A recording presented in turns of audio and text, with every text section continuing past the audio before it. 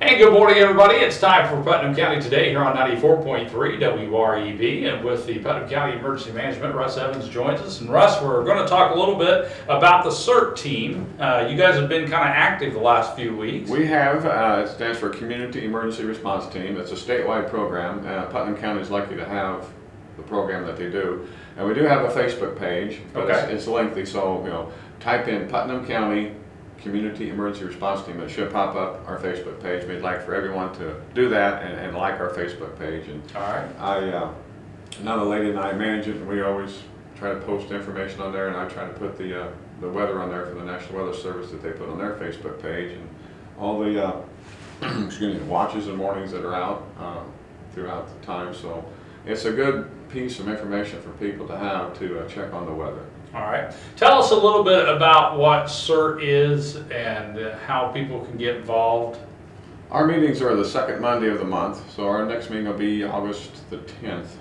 And we always meet at the Emergency Operations Center, which is also the 911 center. Right. At 7 o'clock, so you can come over or go on the Facebook page and send us a message and we'll contact you. We've got several different divisions. We have search and rescue, we have an airborne division we have our own pilots and planes that volunteer their services. Great. We have a first aid division, medical division, and then I'm the public information officer. We did get called out to go to Heritage Lake, right. And I believe about 20 people showed up at 11:30 at night and spent all night out there. And we always divide up in teams of two, because really you never do anything alone, so you're right. a team of two. So we put people throughout the community out there to watch the intersections where the trees have been down and have anyone avoid an accident. So they were out there from 11 until about 9 or 10 the next morning. Wow. And then that Wednesday afternoon, we got a text message to report to the EOC for a missing person.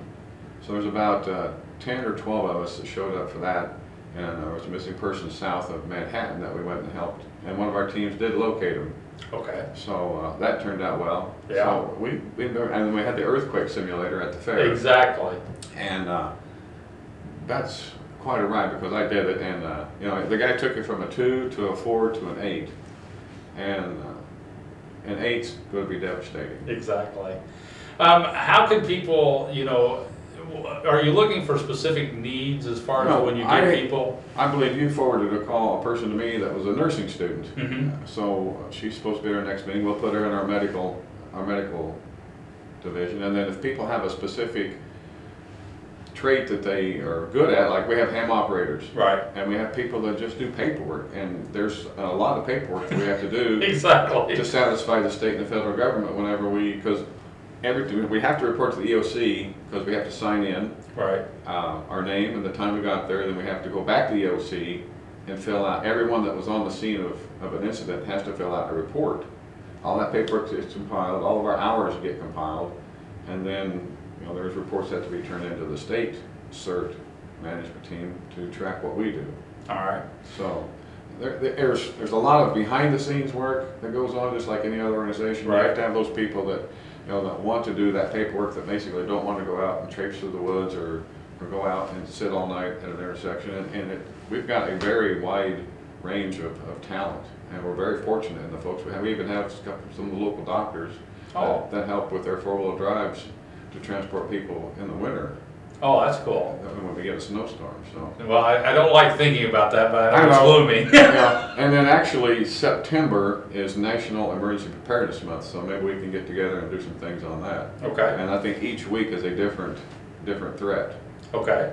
Now, as far as people wanting to join, it really costs them nothing, right? No, it costs nothing to join. The only thing it's going to cost you is 24 hours of basic training. Okay. And it doesn't include push-ups or anything like that. It's not like the Army. No, it's just basic training on administration. You go through firefighting, you go through basic first aid, you'll do some search and rescue training. It's just basic things that you'll need to know if you get out into the field. And if you have a major disaster like a Henryville, the sad part is you're going to have to go door to door. You can't sit there and work on a person for 5 or 10. You got to evaluate them, basically put a triage tag on them, and go to the next one. And it's having been a firefighter, right. It's tough to do, because you want to work with that person, right? But in the big scope of things, you've got to evaluate them and go on to the next one.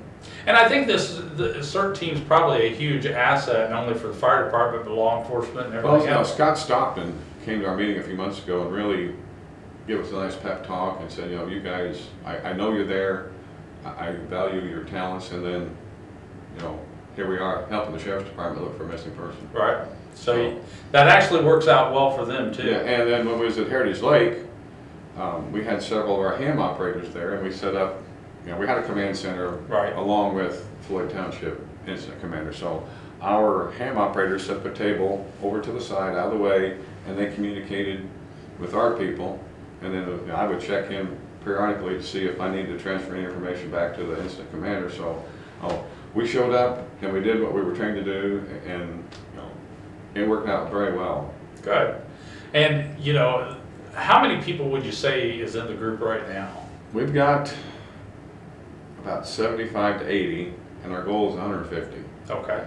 So you're halfway there. Yeah, and it's only really been, in existence for maybe 2 years. Right. Pat Quillen is a former fire chief in Van Bever many years ago. He's the commander. He's I guess the top dog that, he throws out the orders and tells each section chief what he expects of them.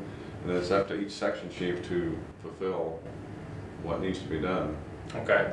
And how does this tie in with the EMA? Is the EMA just over the top of it? Or? We're kind of, Tom's the director, Tom Helmer, and Dave Costin's the deputy director of EMA, and we basically work, hand in hand with them.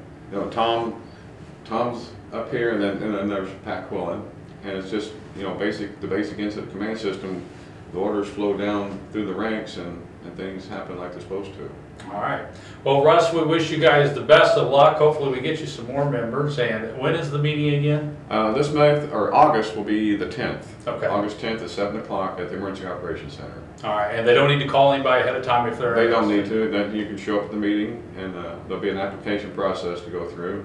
And then you can meet the folks out there, and we'll get you started. And I don't know when the next basic training class is, because we've got a few people that we've recruited, but we need to build up maybe a class of 10 or 15. Okay. To get the instructors. All right. Well, Russ, we thank you so much for spending time with us. Hopefully we won't need you as much as we have the last few weeks. I know we've had a lot of rain, so hopefully we won't have to go out and close any roads or anything like that. I know it's but you never know. It's just like being in the fire service, so anything can happen at any time, and our people are ready. All right.